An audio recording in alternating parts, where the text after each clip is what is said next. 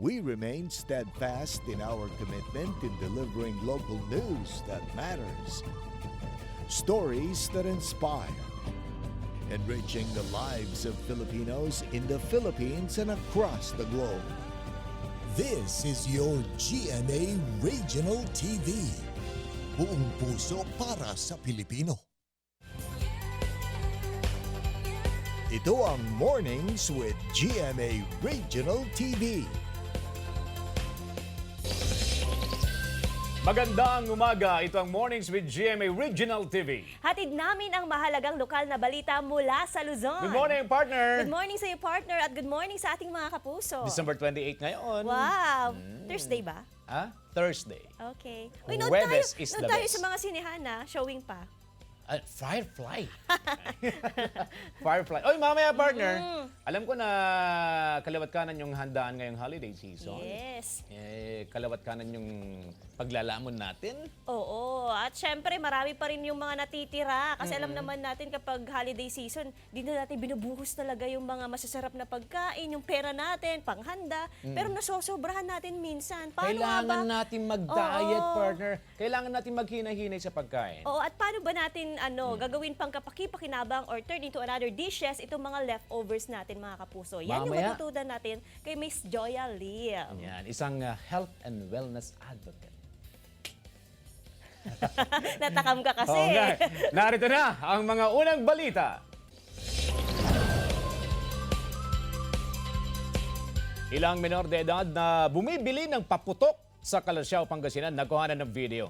Ang detalye sa ulat ni Claire Lacanilaw. Makikita sa video ang pagbili ng paputok ng ilang menor de edad sa mismong firecracker zone sa Calasiao, Pangasinan. Kita ang sunod-sunod na pagdating ng mga menor de edad sa mga tindahan. Iniimbestigahan na raw ito ng otoridad, lalo't mahigpit itong ipinagbabawal. Maaring hindi napayagan pang magbenta ang mga negosyante na mapapatunayang nagbebenta ng paputok sa mga menor de edad. Pero ang ilang negosyante, tumatalima naman umano sa panuntunan. Halimbawa, may bibili ng bata, hindi namin sila talaga binibintahan. Kasi number one po para maiwasan yung maputukan sila sa mga age na 21 pataas po, yun ang binibintahan po namin. Kasabay ng isinagawang inspeksyon, ang pagbibigay babala sa mga negosyante, kaugnay sa pagbabawal na magbenta ng paputok sa mga menor de edad. Dun sa mga nagtitinda din, be responsible din po kung alam nating mga minor. Huwag na nating bentahan, huwag nating isipin yung ma-profit natin, kundi yung kaligtasan din ng mga tao dito sa Calasiao. Importante rin umano ang kooperasyon ng publiko para maisumbong sa otoridad ang lumalabag na mga negosyante. Claire Lacanilaw para sa Mornings with GMA Regional TV. Matapos isugod sa ospital, binawian din ng buhay ang 38 anyos na si Raimundo Lazaro, isa sa 4 na katao na nasabugan ng nakaimbak na paputok sa Dagupan City. Kwento ng kanyang ama, matinding sugat sa mukha ang tinamo ng biktima na inimbitahan lang sa lugar para makipag-inuman noong Pasko. Inoobserbahan pa sa ospital ang 3 pang nasabugan dahil sa tinamong sugat at paso sa katawan. Samantala, iniimbestigahan ngayon ng PNP ang ilan pang CCTV footage ng mga concerned citizen kung saan 21 bahay ang naitalang na pinsala ng pagsabog. Pinakakasuhan naman ng alkalde ng lungsod ang mga nasa likod ng pag-iimbak ng paputok sa residential area ng paglabag sa RA 7183 o Firecracker Law na may multa na hindi bababa sa 20,000 pesos at posibleng pagkakulong. Nauna nang itinanggi ng mga kaanak na may-ari ng paputok na paggawaan ng paputok ang blast site. Mula December 21 na umpisa ng Upland Holiday Season ng Pangasinan DRRM Office, 2 na ang naitalang biktima ng pagkalunod matapos maligo sa dagat. Isa sa mga biktima ay mula Benguet na pinagkahanap pa rin sa dagat na sakop ng Lingayen mula pa noong Pasko. Patuloy ang babala ng otoridad sa beachgoers sa matataas na alon sa dagat dahil sa amihan season. Pinaalalahanan ng publiko na doblehin ang pag-iingat kung papasyal at maliligo sa dagat. Hiwasang maligo sa dagat kapag nakainom ng alak o busog. Ingatan ang mga kasamang bata, huwag lumagpas sa inilagay ng mga buoy kung saan lang pwedeng maligo. At sundin ang curfew hours sa paliligo sa dagat. Niloban ng hindi pa nakikilalang sospek ang kwarto ng isang inn sa Alaminos City, Pangasinan. Aabot sa 128,000 na halaga ng pera at alahas ang nakuha sa mga guests na nag-check-in sa lugar. Ayon sa pulisya, nakakuha ng pagkakataon ang kawatan na pasukin ang kwarto dahil nakabukas ang pinto nito. Hindi naman daw nagkulang ng paalalang pamunuan ng inn sa mga bisita. Dobleng pag-iingat din sa mga ari-arian ng payo ng otoridad sa publiko ngayong holiday season.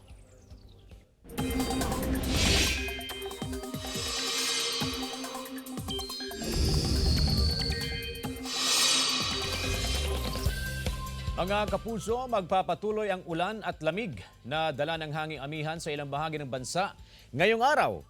Apektado nito ang Northern at Central Luzon ayon sa Pag-asa, habang easterlies ang umiiral sa iba pang bahagi ng bansa. Kaninang alas 2 ng madaling araw, nakapagtala ng 18 degrees Celsius na temperatura sa Baguio, 21.7 degrees Celsius sa Tanay, Rizal, 22.9 degrees Celsius sa Basco, Batanes, 24 degrees Celsius naman ang nitalang temperatura kaninang alas 2 ng madaling araw sa Tuguegarao City sa Cagayan, habang 25.3 degrees Celsius sa Quezon City. Base sa rainfall forecast ng Metro Weather, halos buong Northern at Central Luzon ay magkakaroon ngayon ng maayos na panahon, maliban sa ilang lugar na posibleng makaranas ng light to moderate rains.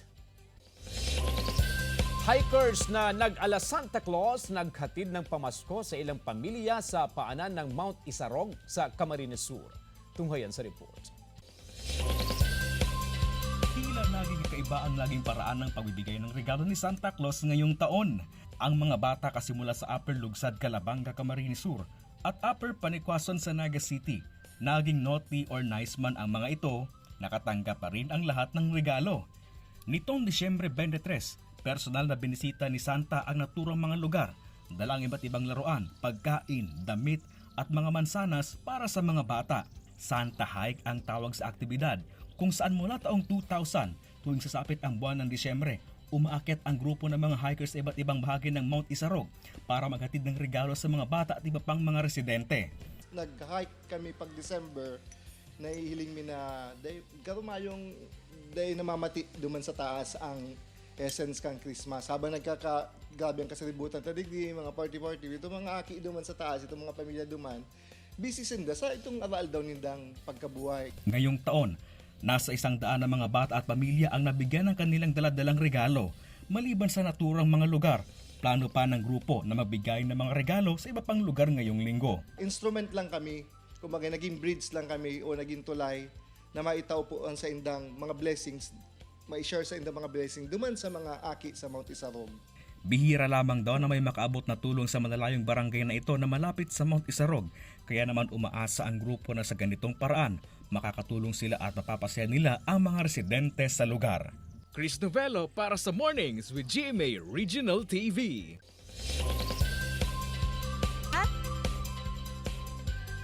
Nakakain na ba ang lahat sa handaan ngayong Pasko? Kumusta naman ang matira o leftovers sa ref?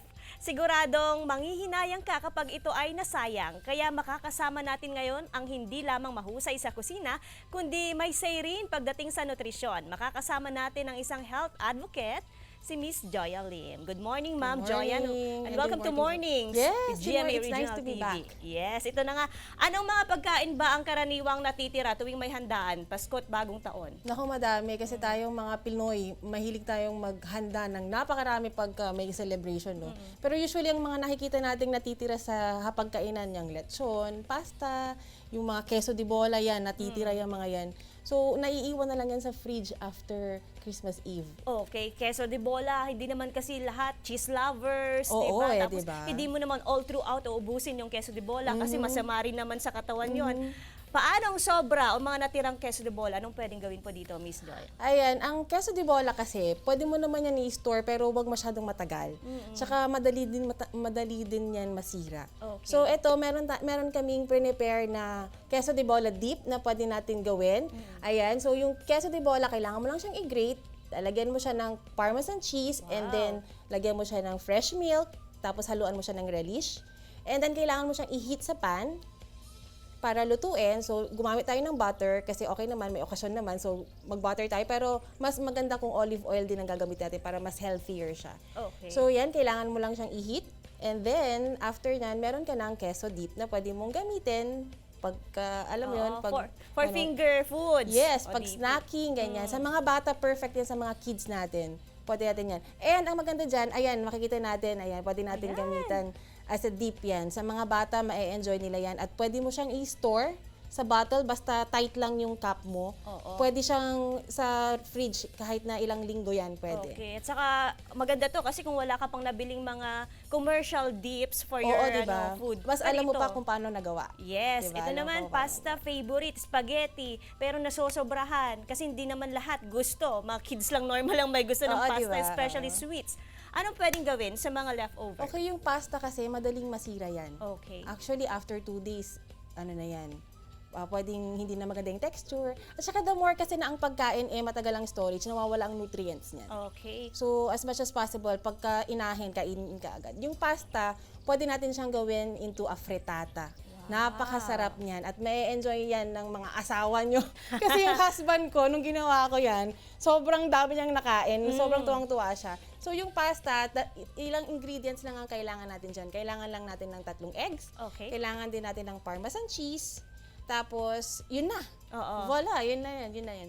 So, Oo. kailangan mo lang siyang iluto sa pan, i-heat mo lang siya for about like 15 to 20 minutes. Ayan. Akala mo lang na sunog yan, pero ganyan kasi ang effect ng cheese. Yes. Yung Parmesan Nag-melt cheese. kasi. Nag-melt Oo. kasi siya. Oo. So, akalain mo yung spaghetti, matuturn mo into a dish Oo. na sobrang ang lakas makasosyal. Frittata, frittata, di ba? Pag hindi na nila alam yan na leftover pala siya. I want frittata, Mami. Pero Aha, okay, I will diba? make frittata from leftover. Ah, Secret diba? pala yun. Buttered shrimp. Naku, konti lang yung may... Ayan. gusto ko lang itong hipon, gusto ko lang itong tahong, itong alimango, Ah, and may diba? natira pang ibang Ayan, ingredients. usually kasi yung mga protein yan na mga natitira sa hapagkainan after Christmas Eve. Ayang shrimp na yan kasi yung shrimp na yan, ano lang yan, frinay lang yan. Okay. So, i-turn natin siya into a buttered okay. shrimp. So, kailangan mo lang yan tanggalan ng okay. balat, and then, after that, i-heat mo lang yung pan with the butter or olive oil para mas healthier yung option natin, olive oil na gagamitin natin. And then, iga-garlic mo lang yung shrimp.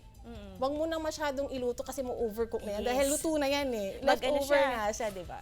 Matatanggal-tanggal na siya. Yes, okay. So yan, i-butter mo lang siya and lalagyan mo lang siya ng garlic. Okay. So hahaluan natin siya ng garlic. And then after nun, eto kadalasan kanin. Yung kanin na yan, ang dami-dami nating nalutong kanin, hindi naman pala natin kayang ubusin. Oo nga. Kasi may kanin na nga, may pasta pa. Oo. Sobrang carbs ang binibigay natin sa mga pamilya natin. So yung kanin, pwede natin siyang i-turn into fried rice. Ayan. Ang ginawa natin dyan sa video na yan is, gumawa tayo ng garlic rice. So, ang finished product niyan is rice bowl siya na ang toppings niya ay garlic shrimp. Okay. Ayan. Ma'am Joya, last question na lang siguro kasi we're expert on leftovers makeover. Pero ano ba, gaano katagal ba pwedeng i-store lamang sa fridge or ref itong mga food natin, itong mga leftover natin? Kasi pwede namang i-turn into another dish, Yes. pero wag nang patagalin na nakaimbak bago itong Oo. ano. Di pwede kasi kung anong yung food yung i-store mo eh. Usually pag may kamatis, ayan, hindi mo pwedeng i-store yan ng matagalan. Yung mga protein, pwede mo siyang i-freezer para medyo 1 month pwede pa siyang gamitin. No? Basta proper storage lang. Pero ang advice ko lang talaga, the more na matagal ang pagkain sa fridge, matagal na mawala ang nutrients ng mga yan. So as much as possible, kung ano yung ginuto mo, i-consume mo na kaagad yan. Kasi pagka yung reheat ka ng reheat, medyo hindi maganda sa kalusugan yan eh. Lalo na yung mina-microwave mo, nako, very cancerous yun. Pag yung microwave ka ng microwave. Pag nire-reheat mo yung pagkain, na babawasan ng nutrients ng mga yan. Okay, Miss Joya, babalik ka pa for another topic. Okay. Nako, mga kapuso, bibitinin muna namin kayo dahil mamaya naman tips sa healthy diet ang ating pag-uusapan. Tutok lang dahil magbabalik ang Mornings with GMA Regional TV.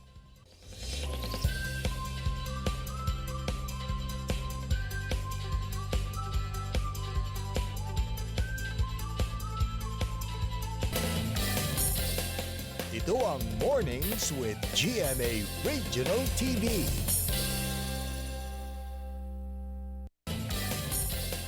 Ito ang Mornings with GMA Regional TV.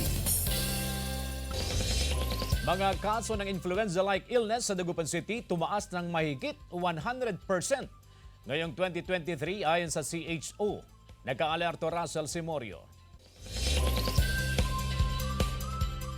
Nababahala ang lokal na pamahalaan ng Dagupan City sa pagtaas ng kaso ng influenza-like illness sa lungsod. Sa datos, pumalo na sa 354 ang tinamaan ng influenza-like illness mula Enero hanggang Disyembre 2023. Mas mataas ito ng 151% mula sa 141 na kaso sa parehong panahon noong 2022. Dahil sa pagtaas ng kaso, muling nagsagawa ng malawakang flu vaccination sa mga barangay. Gusto ho natin, kung pwede ma-maximize natin, na mabigyan ng vaccine ng pneumonia ang mga senior citizens, and then yung flu vaccine naman 18 and above. So gusto ho natin iwas sa sakit. Sa barangay Karanglaan, maagang pumila ang mga residente para sa flu vaccination. 500 hanggang 600 na Dagupenyo ang target ng City Health Office na mabakunahan kada araw bago ang pagpasok ng 2024. For prevention, dahil medyo maedad na rin tayo, saka matagal na kung hindi nagpapabaksin. Mahirap magkasakit at mahal ang pangbayad sa hospital. Kaya magpabakuna tayo, iwas sakit, iwas gastos. Sa datos ng Center for Health Development Ilocos, 10,458 na ang kaso ng influenza-like illness sa buong Region 1. Pinakamarami sa La Union na may 4,425 cases at sinundan ng Pangasinan, Ilocos Sur at Ilocos Norte. Paalala ng otoridad, palakasin ang resistensya, ehersisyo at pagkain ng masusustansyang pagkain. Russell Simorio para sa Mornings with GMA Regional TV. Hinihikayat ng Baguio City Government ang pagsusuot ng face mask sa lungsod dahil ito sa patuloy na pagtaas ng kaso ng respiratory diseases ngayong malamig ang panahon. Bukod sa influenza-like diseases, nakatuon din ang pansin ng lokal na pamahalaan sa kaso ng COVID-19. Mas madaling kapitan ng sakit kapag malamig ang panahon dahil madalas din na bumababa ang resistensya.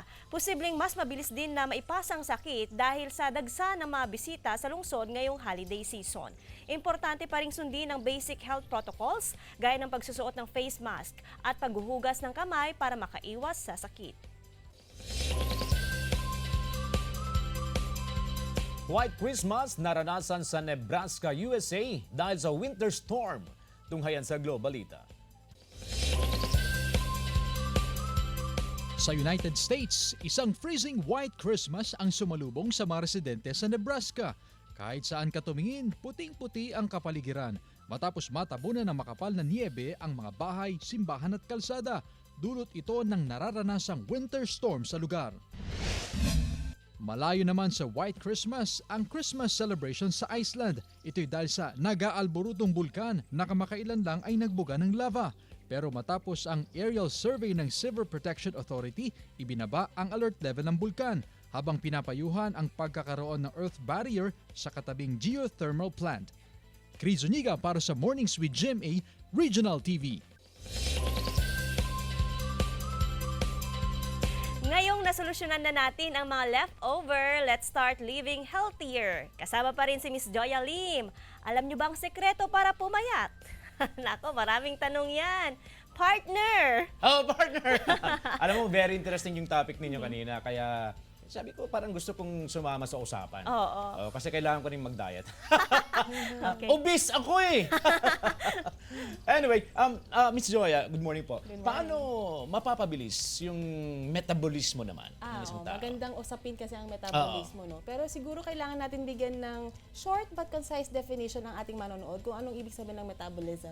Ang metabolism kasi it is a set of chemical process na nagaganap sa living organisms para ma-maintain ang life. Alright. So it includes the conversion of food and nutrients na kailangan ng ating katawan for various functions. So para bumilis ang metabolismo natin, marami kasi sa atin na mabagal. Gaya nga sinabi niyo sa akin kanina off-cam, mabagal yung metabolism. As we age, kasi bumabagal ang metabolism natin. At saka maraming factors kung bakit nagiging mabagal ang metabolism natin. Para maging mabilis ang metabolismo mo or maging healthier yung metabolic rate mo, una sa lahat, kailangan mo ng regular exercise. Ayun. Medyo ano tayo dyan, di ba? Okay. So yung regular exercise kasi, kailangan nating hanapan ng oras yan. Kailangan nating hanapan ng oras twice a week or thrice a week, perfect na yan eh. Saka marami For how namang- many minutes? alam mo, 30 to 45 minutes, okay na yan eh. Oo. At saka hindi naman, ang notion kasi natin pag exercise, kailangan maging member ka ng gym. Hindi eh. Maraming home workouts na available sa online na pwede mong hanapin. Pwede mo i-perform yun sa sala mo, sa bedroom mo yan. So, number 1, regular exercise, mga kapuso. Number 2, kailangan mo ng sufficient sleep. Yes. So, kailangan, 7 to 8 hours. Tama. 7 to 8 hours, 7 to 8 yes. hours, Kasi medyo dyan, baksak ako dyan eh. Kasi pag busy ka, Diyos ko, kailangan mo habulin yung oras. So, kailangan 7 to 8 hours, kailangan mo ng sapat na tulog. Number 3, kailangan stay hydrated ka. Yes. Water is our best friend. Lagi nating iisipin yan, water is your best friend. Kasi ang water, malaki ang factor niyan sa metabolism. Okay, so kailangan, pag nagsisignal na yung katawan mo na medyo uhaw ka, kailangan makinig ka sa katawan mo. So, kailangan mo uminom ng tubig. Please lang, tubig lang. Wag ng soda, wag ng mga Tetra Pak na mga juices kasi maraming sugar yan eh. And number 4, of course, you have to eat a well-balanced diet. Kailangan talaga yan. Yan yung mga nakpapabilis ng metabolism. And that leads to the question of my partner. Oo. Ito, i-define natin, proper and healthy diet. Okay. Maybe additional dun sa nabanggit nyo, Miss Joya. Oo. Pero discipline siguro. Kasi minsan kasi ang nakakaano kasi dyan is, pag sinabi mo proper and healthy diet, parang ang hassle. Yes. Favorite ko ang lechon eh. Favorite ko yung matataba eh. You know, sometimes we have to go back to the basic na bakit ba kailangan natin maging healthy? Diba marami tayong dreams, marami tayong ambition sa buhay natin. Ang dami pa nating gustong marating. No? Ang katawan natin ang nagpo-function dyan eh. Kung hindi magandang pangangatawan mo, paano ka magiging successful? Kaakibat ng success ang pagiging healthy. So yung proper and healthy diet, napaka-importante nito. Kailangan maintindihan natin paano ba yung proper and healthy diet. Ang proper and healthy diet, balance of nutrients, nutritious food yan. So bibigyan ko kayo ng guideline. Number 1, kailangan rich tayo sa fruits and vegetables. A variety of colorful fruits and vegetables. Kailangan yan. Kasi yan, punong-puno yan ng vitamin, minerals, and antioxidants na siya naman nakakabata. Antioxidant, nakakabata yan eh. Number 2, kailangan maging mindful tayo sa ating choices sa protein. Okay? Ang protein natin, lean proteins, poultry, chicken breast. Ayan. Tapos fish rich in omega-3 fatty acids such as salmon. Yan. Medyo may kamahalan lang yung salmon pero ano yan. And also, kailangan din natin alamin na yung tofu, magandang source of protein yan. Kasi pag tofu, sabi mo, ano gagawin ko sa tofu? Ang pangit kasi lasa. Ang daming pwedeng recipe ang tofu. Paano yung portioning yan? Ang portioning niya, bigyan ko kayo ng trick ha. Yung kamay mo, kaya gamitin mo na yan. Gamitin mo yung kamay mo. So every time na pupunta ka ng restaurant, tumingin ka sa palad mo kung ilan lang dapat mong kainin. Okay. So itong palm mo, yan ang kailangan na size portion ng Nako sobra-sobra tayo sa pagkain. Meat yan, meat. Okay. Ito carbs. Meat. Meat yan. So chicken, yan. Meat. Alright. Yung yan mo, yan yung carbs mo. So kanin mo. Or yung kung nagba-brown rice ka man. Ganyan. Ito yung butter. Margarine. Ayan. Ito, vegetables. Ganyan kadami dapat yung vegetables. So every time that you go out in a restaurant at kailangan mong mag-mindful eating, my gosh, mindful eating. Look at your hands. Kaya nga, kung malaki kang tao, malaki din yung kamay mo eh. Ganun din yung portion. Pero bago natin umpisahan yan, discipline talaga. Ay, nako. Di ba? Yan naman ang kailangan. Disiplina talaga.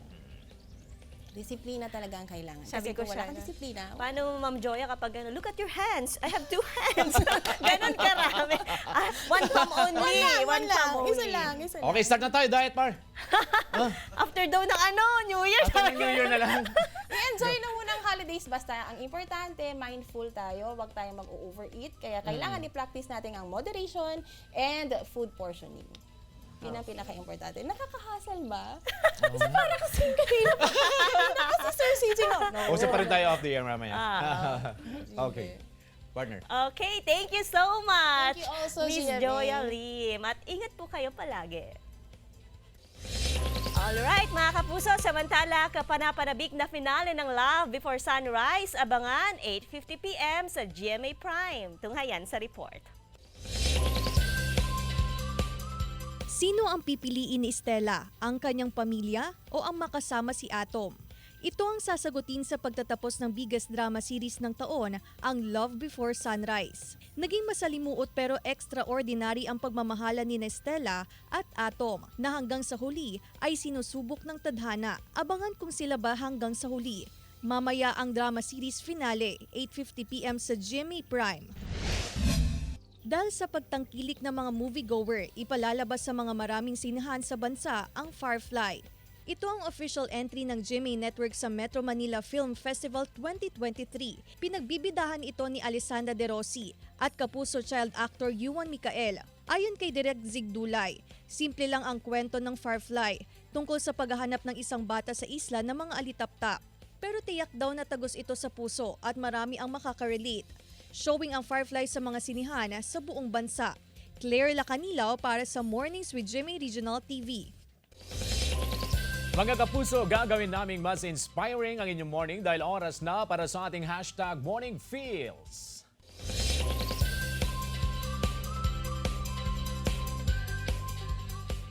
Christmas is a season not only of rejoicing but of reflection by Winston Churchill. British statesman, twice served as Prime Minister, soldier and writer. Abangan! Abangan bukas, kikiligin po ang ating mga kapuso. Dahil makakasama natin bukas, Kapuso Hank, Luke Conde at simpatikong bokalista John Rex sa Mornings with GMA Regional TV. Dito lang po sa Mornings with GMA Regional TV, Friday edition, December 29, 2023. So, simula ngayon, mga kapuso, ita-challenge ko na yung sarili ko para mag-exercise. Ano ba? Matulog ng sapat na oras, 7 to 8 hours. Uminom ng sapat na tubig. At magiging best friend ko na yung water. Oh, okay. Ayun ang water. Ngayon pa lang, no? Nako, importante naman talaga yun, partner. Mga kapuso, 1, 2, 3, 4. 4 na araw na lang, 2024 na. Maraming salamat mga kapuso sa pagtutok sa Mornings with GMA Regional TV. Samahan niyo kami mula Lunes hanggang Biyernes. Ako po si Joanne Punsoy. Maaaring mapanood ang ating episode sa www.gmaregionaltv.com at mag-subscribe sa official YouTube channel ng GMA Regional TV. Ako po si CJ Torida. Buong puwersa para sa mas malaking misyon at mas malawak na paglilingkod sa bayan.